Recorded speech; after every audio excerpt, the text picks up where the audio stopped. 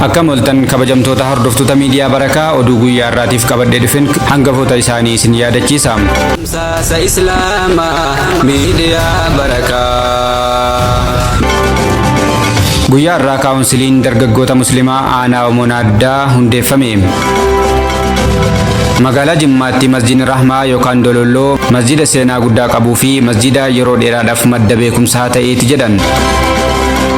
Oduu biyya alaatiin Saudi Arabiyaatti ambaasaaddara Itoophiyaa kan ta'an kabajamoon obbo Muktaar Kadir hooggantoota Majlisa Federaalaa fi Oromiyaa akkasumas ulamaawotaa waliin mari'atan. Kunneen hangafoota oduutii gara bal'inaatiin isinii dabra. Godina Jimmaatti kaawunsiliin dargaggoota musliimaa erga hundaa'ee hojiiwwan garaagaraa irratti argama. Hojiiwwan isaa keessaa ijoon kaawunsilii dargaggoota musliimaa aanaalee godinichaa keessatti hundeessuu irratti xiyyeeffatee argama.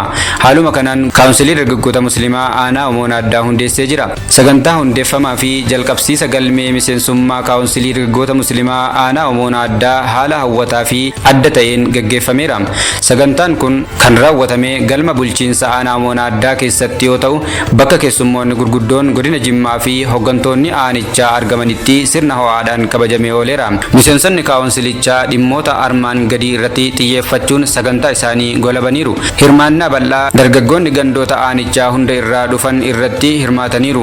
Filannoo hooggantoota dargaggoonni hirmaatan kunniin gara fuulduraatti dargaggoota aanaa sanaa dammaqinaan kan hoogganan hooggantoota haaraa bifa dimokiraatawaa ta'een filataniiru. Miseensota korii hojii raawwachiiftuu filaman keessaa tokkoffaan Abdul Baarii Abdurrahmaan dura bu'aa yoo ta'u, Abdoo Jamaal itti aanaa, sadaffaa irratti Baahir Raayyaa barreessaa, afraffaa irratti Khalid Abdallaa miseensa yoo ta'u, shanaffaa irratti Usmaan Muhammad miseensa ta'uudhaan filamaniiru.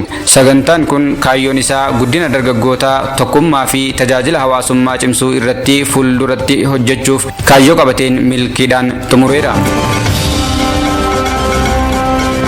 Oduu itti aanuun magaalaa Jimmaatti masjiidni Rahmaa yookaan Dololoo masjiida seenaa guddaa qabuu fi masjiida yeroo dheeraadhaaf madda beekumsaa ta'eeti jedhan. Masjiidni kun erga ijaarame irraa eegalee gaaddisa ulamaawotaa, bakka shuuraa mashaayikootaa, bakka walgahii muslimootaa ta'ee waggoota baay'eedhaaf tajaajilaa tureera. Masjiidni bakka ibaadaa ta'uu bira darbee bakka barnoonni diinii irraa baratamu, bakka adabni, akhlaaqni irraa baratamu, bakka kabajni fi guddinni irraa hubatamu ta'ee tajaajilaa tureera. Ijaaramuu masjiida kanaa irraa eegalee aalimni jabaan Haji Shaafii Yaasiin rabbiin rahmata isaaniif haa godhu lafee dugdaa ta'aniiru. Achitti barsiisaa, leenjisaa magaalaa Jimmaa guutuutti ifaa diinii daran bal'isaniiru. Hayyuun seenaa fi sheekni jabaan kan akka Sheek Ahmad Siraaj rabbiin isaan haa tiksu masjida kanatti imaama ta'anii barsiisaa, qaraasisaa, hubachiisaa, ijoollee mataa haxaa'anii gorsaa, dargaggoota ofitti qabanii waliin mari'achaa guddinaa fi kabajaa ol aanaadhaan hardhaan ga'aniiru. Masjidni kun guddinni fi tajaajilli isaa sadarkaa seenaa inni qabuu fi hojiin inni hojjetaa ture madaalee daran ummata akka tajaajiluuf ijaarsi isaa karaa qabateera. Abbootiin qabeenyaa magaalattii haala nama ajaa'ibuun seenaa hojjechaa masjida kana qaama alaa kam irraayyuu deeggarsa utuu hin gaafatin hojjetanii xumuruuf haala kana dura hin beekamneen sochii eegalaniiru. Diizaayiniin masjida kanaas haala argitan kanaan qophaa'ee dhiyaateera. Sheekolii keenya dadhabbii guddaadhaan asiin geessan kunis firiidhuma daawaa keessaniiti. Ammas itti nuuf jabaadhaa jechuun kan barreesse Toofiq Tamaami. Oduu biyya alaatiin Saudi Arabiyaatti ambaasaaddara Itoophiyaa kan ta'an kabajamoo obbo Muktaar Kadir hooggantoota Majlisa Federaalaa fi Oromiyaa akkasumas ulamaawotaa waliin mari'atan.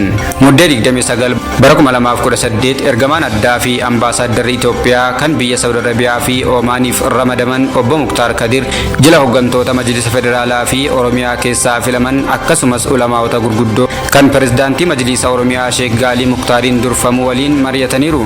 Kabajamoon ambaasaaddar Muktaar Kadir Majlisni Federaalaa hojii qophii fi tajaajila hajjii bara kanaa milkaa'ina guddaadhaan raawwachuu isaatiin sadarkaa addunyaatti badhaasa daayimandii argachuun maqaa Itoophiyaa ol kaasuu fi suuraa gaarii biyyaaf ijaaruu keessatti gahee olaanaa taphate jechuun ibsaniiru. milkaa'ina kana keessatti hooggantoonni ol'aanaa majlisaa fi qaamoleen biroo gumaacha taasisaniif galata isaanii dhiyeessaniiru.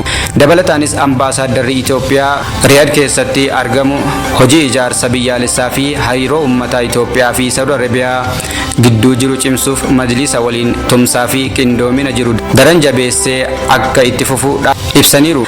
Saganticha irratti ulamaa'onnii fi hooggantoonni majlisa federaalaa fi Oromiyaa majlisni hojii biyyaalessaa fi hawaasummaa keessatti gumaacha guddaa taasisaa jiru irratti ibsa bal'aa kennaniiru. Dhuma irratti gareen ergamtootaa hojiiwwan walta'iinsaa sadarkaa biyyaatti jalqabaman cimsuun tokkummaa hawaasaa guddisuu, nageenya biyyaalessaa fi misoomaaf waliin hojjechuuf kutannoo isaanii mootummaa fi hawaasaaf mirkaneessaniiru. Waltajjicha irratti dura ta'an hawaasa Itoophiyaa Riyaad keessatti argamu Suleymaan Mohammadii fi dippiloomaatonni jaarsoliin biyyaa, hooggantoonni amantii, hooggantoonni waldaalee diyaaspooraa fi keessummoonni bakka adda addaarraa affeeraman argamaniiru. Oduun guyyaa irraatiif qabnu kanuma waan dhaggeeffataniif galatooma.